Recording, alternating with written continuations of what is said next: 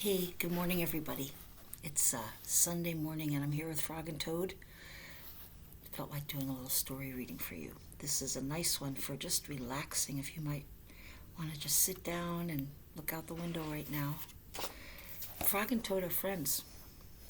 Arnold Lobel, or Lobel, and I'm pretty sure you guys recognize this book. He did all the drawings and the story. Here's the title page. Frog and Toad are friends. Spring. Frog ran up the path to Toad's house. He knocked on the front door. There was no answer. "Toad, Toad," shouted Frog, "wake up, it is spring." "Blah," said a voice from inside the house.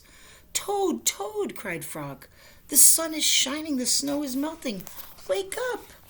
"I am not here," said the voice. Frog walked into the house. It was dark. The shutters were closed. "Toad, where are you?" called Frog.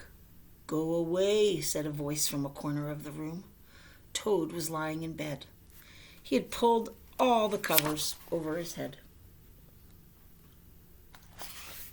Frog pushed Toad out of bed. He pushed him out of the house and onto the front porch. Toad blinked in the bright sun. "Help!" said Toad. "I cannot see anything." "Don't be silly," said Frog.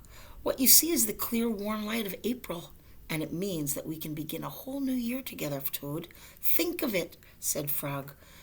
"We will skip through the meadows and run through the woods and swim in the river. In the evenings, we will sit right here on the front porch and count the stars." "You can count them, Frog," said Toad.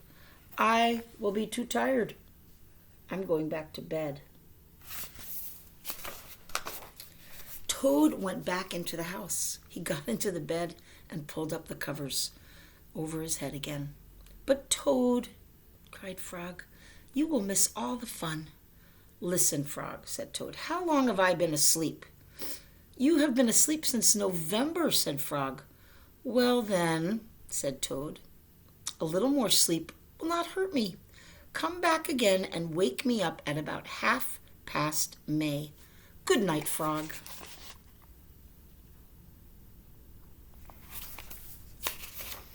"But Toad," said Frog, "I will be lonely until then."